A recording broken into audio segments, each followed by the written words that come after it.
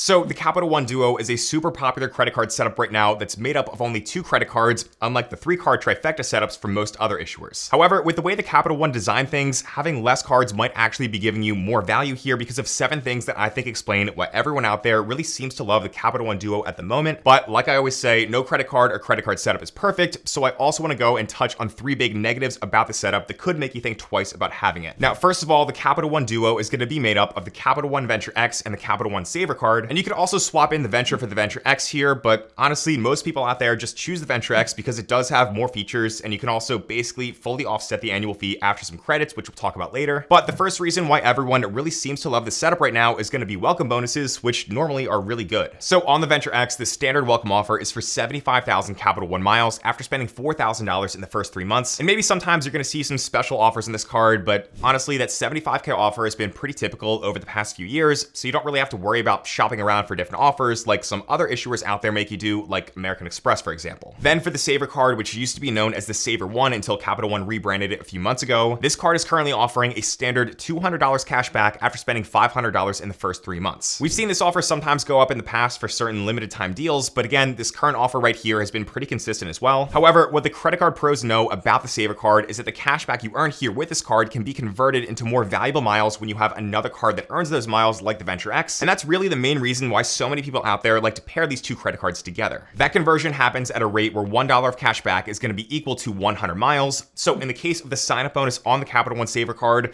$200 of cash back is going to become 20,000 miles, which you can then redeem using features on the Venture X like transfer partners, which we'll talk more about later on as well. For people that understand how to take advantage of transfer partners for travel, the 95,000 miles from just the standard sign-up bonuses alone from the Capital One Duo, that should be worth at least 2 cents per mile or more. And so those bonuses can then become worth at least $1,900 towards things like flights and hotel stays. Now, in the world of credit cards, the truth is that almost anyone can be profitable in their first year with any credit card out there because of the value that you can get from sign-up bonuses. But in a good credit card strategy, you really want to think long-term as well for year 2 and beyond with these cards, just to make sure you're still going to be profitable once you factor in the continuing annual fee. And luckily here, the second reason why people out there love the Capital One Duo so much is because the annual fees are actually pretty low compared to the competition, and they're also pretty easy to offset. So the Savor card actually has no annual fee, and in my opinion is one of the best no annual fee credit cards on the market. And then the Venture X is going to come in with an annual cost of $395 per year, which might sound like a lot at first, but when you go and compare that fee to the competition and then factor in some of the other features and benefits that it has,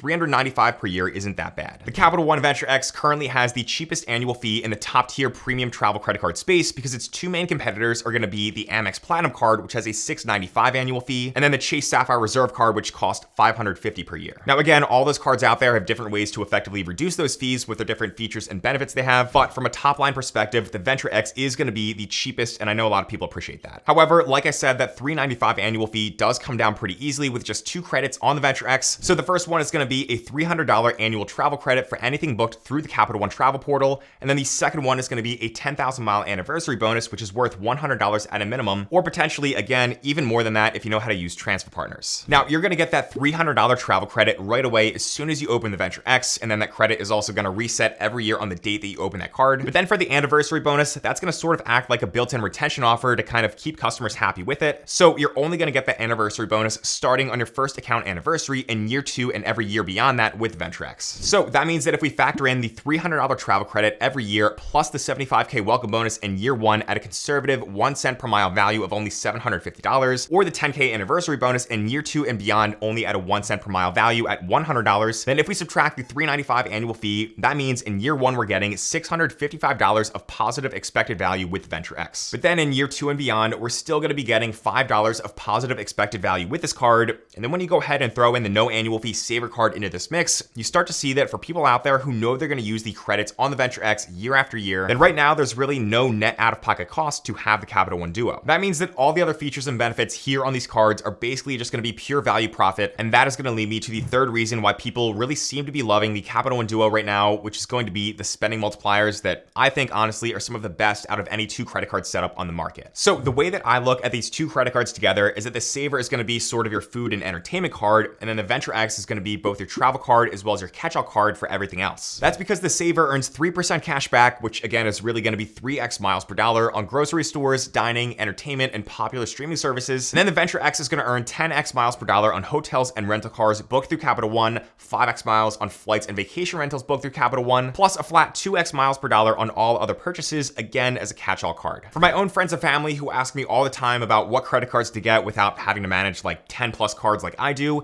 this is basically going to be my go-to setup to recommend, because for the average person out there, it's pretty easy to remember that, okay, I'm just going to use the Savor card at the grocery store and anytime I go out to eat. And then I'm also going to go ahead and set that as my automatic payment method on my streaming services. And then maybe I'll use it if I go out to the movies, a concert, or a sports game as well. Then for everything else that people aren't really sure about, they could just pull out their Venture X, because earning 2x back on everything else is still going to be really good. And then obviously, if they ever have to go and book travel and they're not redeeming miles, they could just also use the Venture X card in the Capital One portal to earn those higher multipliers on stuff like hotels or flights. Now, some people do look at the fact that you have to use the Capital One travel portal in order to get those higher multipliers as a negative in the setup. And honestly, I agree, it's not really that ideal, but it is worth pointing out that Capital One does offer a few good benefits within the portal that can help you to get the best price, which most other issuers out there do not offer. For example, they offer price drop protection, where if you book a flight that Capital One recommends and then the price of that flight drops within 10 days, you're going to get up to $50 back in travel credits for the difference. Plus, they also offer price matching, where if you find a better price for certain travel and then you let Capital One know within 24 hours after booking, then they're also going to give you a travel credit on that for the difference. You can learn more about features like this, as well as all the other benefits on both the Venture X and the Savor cards, by checking out the links we'll have down below in the description. And as always, those links are totally optional, but they are the best way to help support the free content here on this channel. So thank you to anyone who uses those links. Now, speaking of travel, that's going to lead me to the next two reasons why people love what the Capital One Duo offers. And that's going to be the fact that there's no foreign transaction fees on these two credit cards. Plus, with the Venture X right here, you're also going to get access to Capital One lounges as well as other airport lounges. So the no foreign transaction fees benefit is going to be pretty self-explanatory.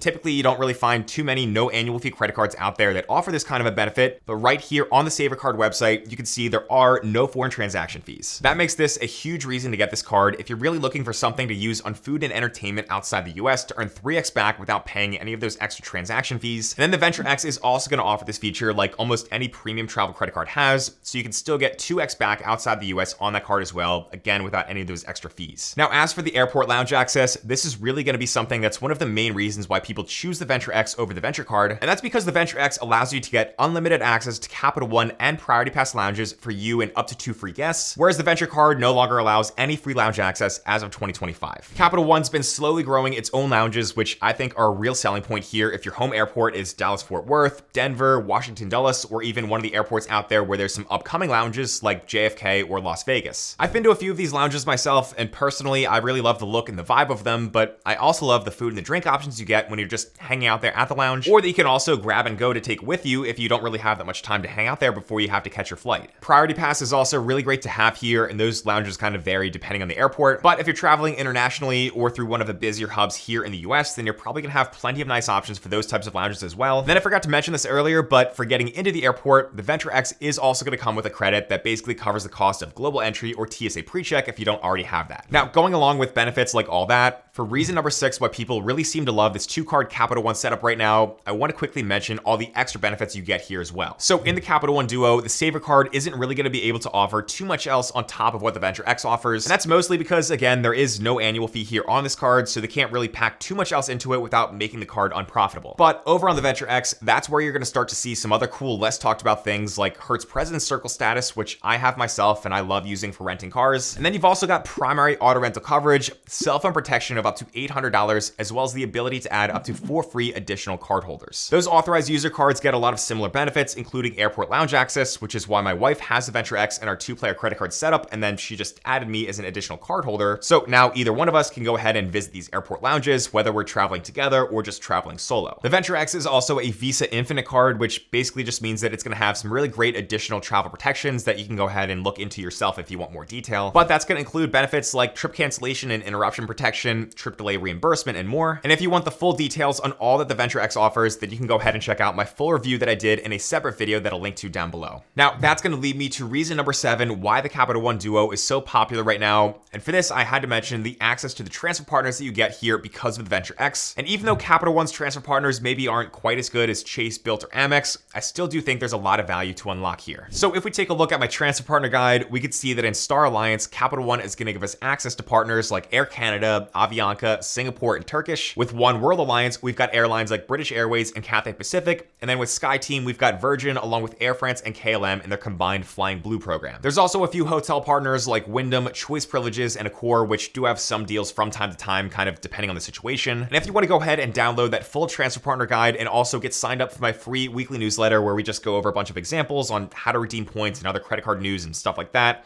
then I'll go ahead and leave a link down below where you can check that out as well. Now, with all that said about the transfer partners, that's going to lead me right into the first big negative that you got to consider here when thinking about running a Capital One Duo setup as part of your overall credit card strategy. And that's going to be the fact that those hotel partners that I just mentioned there, they're definitely not going to be as good as what you'll find with other points currencies. I'm not saying they're totally unusable as hotel transfer partners because I have gone over some examples in the past of how to use Wyndham points, but you do have to kind of go out and search a bit harder to find those deals where it actually makes sense to transfer. What you don't see here are programs like Hilton, Marriott, or the best hotel program in my opinion, which is World of Hyatt. So just be aware that it's really easy to earn miles in this 2-card Capital One Duo setup from the sign-up bonuses, the anniversary bonuses, and the spending multipliers. But if you're someone out there who kind of prefers to redeem for hotel stays, then you might not find as much consistent value here as you would in other programs, and you could be better off transferring to airline programs instead. So just make sure you're prepared for that. Then for the second big negative here, I think it's really important to mention this because I've actually experienced this from Capital One credit cards myself, and that's going to be the fact that compared to other issuers, Capital One can be relatively tough on approvals. Now, this negative is really going to be a your mileage may vary type of thing, but it does seem like Capital One really doesn't like to approve people out there who kind of have a lot of credit cards showing up on the credit reports like me. And that's probably because they just prefer to serve customers who are going to likely only use their credit cards as their primary spending cards. I've shown this letter that I've got from my own denials in previous videos, but when I applied twice for the Venture X back in 2023 over the span of about 8 months, I got denied twice for that card because of having too many revolving accounts. And honestly, that was super frustrating because otherwise my credit score was in the 800s. My advice here is to try to get the Capital One Duo earlier on in your credit card journey if you can, because that might give you the best chance of getting approved based on previous data points we've seen. And if you're later on in the credit card game, then just be aware of this because I've got plenty of other comments in the past of people who are in similar situations to me who also got denied. But again, like I said, your mileage may vary. Then for the third big negative to be aware of here with the Capital One Duo, this one is going to have more to do with Venture X, but honestly, I'm not a huge fan of the fact that you do have to always go through the Capital One travel portal in order to get those higher spending multipliers of 10x or 5x when booking travel on that card. I know I said before that the price drop and the price matching features available within Capital One Travel are kind of good to have compared to other issuers who do not offer that kind of stuff, but I still do prefer to shop around for the best deals outside those portals, especially if I have status with a hotel. A lot of times, hotel status will not be honored if you book through a third-party site like Capital One Travel, so that definitely is something that I try to keep in mind if I need to book a stay for Hyatt or something like that because I have globalist status, so that gives me free breakfast, upgrades, and late checkout. Airline status can still work sometimes for third-party bookings if you're able to enter in your frequent flyer number for certain programs, but honestly, the main point here is that you should really always do your homework whenever you book any type of travel, whether that's through a travel portal or directly with something like a hotel or an airline. Even though you're able to earn those higher multipliers on the Venture X when you go through Capital One, you just want to go out there and think about all the different benefits that you might be giving up or that you might be getting by going through that portal. But if you do happen to find a really good deal, then again, the 10x and the 5x multipliers can still be really rewarding features for earning a lot of miles. Now, once you've got all those Capital One miles saved up in your account, the next step you want to take here is to start redeeming those miles so that way they're not losing too much value by just sitting there in your account for years and years. But in order to use those miles, you also have to make sure you understand both the right and the wrong ways for doing that. I made a whole video going over how to redeem Capital One miles for max value, so I highly recommend you go ahead and check out that video next by clicking over here on the screen. But as always, thanks so much for watching, and I'll see you in the next one.